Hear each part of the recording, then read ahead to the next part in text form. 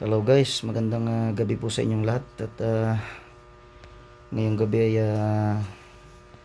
pag-usapan naman natin yung tungkol sa about dun sa boosting sa ating Facebook. Ano nga ba yung boosting? Yan, yung makikita natin sa pag tayo nag-upload ng mga picture at saka mga videos, no? Ano nga ba yung boost post na sinasabi? So yung boss post guys, sa aking experience, so bali aminado naman ako nga nakatry ako niyan ng minsan. Pero lately meron naman siyang magandang naitutulong sa pagpapalago ng ating Facebook account. Kaya lang magbabayad ka. Kung halimbawa may target ka na mapanood yung iyong mga ina-upload na video ng 5 to 10,000 na viewers. So, meron din kaukulan na kabayaran yun pagka ikaw ay gumamit ng boost post. Yan. Kaya lang kasi guys, base na rin sa aking experience, yung boost post guys na yan, makatutulong ng malaki yan kung ikaw ay halimbawa nagpo-promote ka ng iyong negosyo. Yan. Halimbawa, may online selling ka sa iyong pinupost sa video mo. Yan. Para mas mabilis siyang makita ng mga viewers, ng mga followers, friends mo, eh, pwede mo siyang i-boost post. At yan ay, gaya ng sinasabi ko sa inyo, may target yan guys. Kung ilan ang gusto mong or gaano karami na viewers ang makapanood. Kaya lang, depende rin yan guys sa halaga na iyong babayaran sa kanya. No? Pero sa isang banda, yung kasing boost post na yan guys, pagka gumamit ka nyan, may masamang epekto rin kasi yan guys sa ating pagmo-monetize sa ating Facebook. Kagaya sa Reels, ads on Reels at saka sa in-stream ads yan. Kasi once na gumamit ka guys ng boost post, sa pagkakaalam ko, base na rin sa aking experience, hindi babayaran ni Facebook yung iyong boost post. Yan. Hindi babayaran ni Facebook yung viewers na nakuha mo sa boost post. At kung ikaw ay nag-a-achieve na makuha yung 60,000 minute view sa iyong in-stream ads, ay makaka-apekto rin yan guys sa pag-reach mo ng 60,000 minute views. Kasi alam nyo naman ang bagay, pagka ang mga bagay na gusto nating makuha na hindi natin pinaghirapan, ay meron ding masamang epekto yan.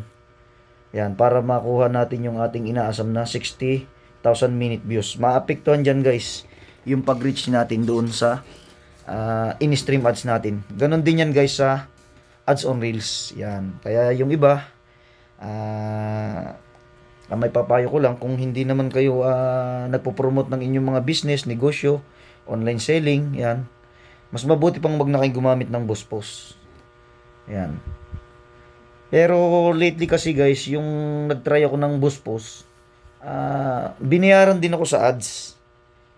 Binayaran din ako sa advertise doon sa aking binoost post. Kasi merong ads din na nagpakita doon sa aking mga video. At yun ay napansin ko lately, binayaran din nila ako sa ads pero hindi siya ganoon kalaki.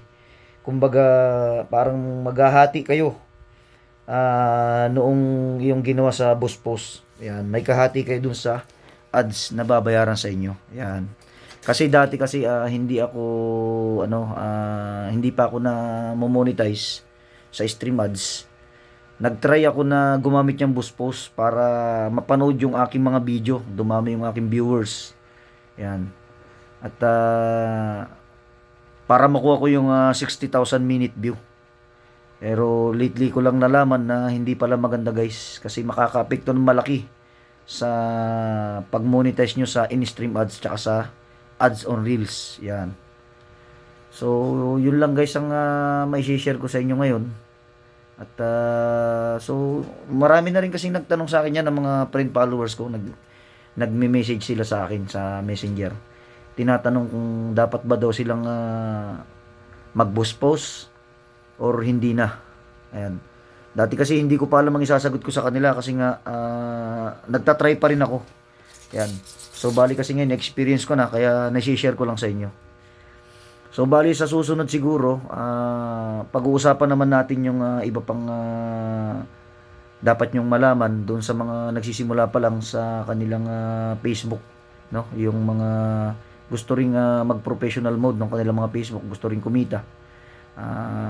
Sa mga susunod nating video, i-share natin yung mga pwede at hindi natin na dapat i-post yan para hindi makaapekto sa inyong mga upload sa inyong mga video, ano? Kasi meron din kasi mga content na pwede ka ma-violation, pwede ka rin magkaroon ng tinatawag na plug content, yan. Pag nagkaroon ka kasi ng mga plug content, maapektuhan yung earnings ng iyong Facebook. Kaya yan ang ating pag-uusapan sa susunod, no? At sana lagi kayo nakasubaybay sa ating mga ina-upload na video kagaya nito mga ganitong video. Yan, at sana makatulong muli sa mga kaibigan natin at mga followers natin na nagtatanong kung anong ibig sabihin niyang post na yan na nakikita natin sa ating Facebook. Yan. At maraming pong salamat sa inyong guys, sa inyo pong panonood at magandang gabi po sa inyong lahat. Alright.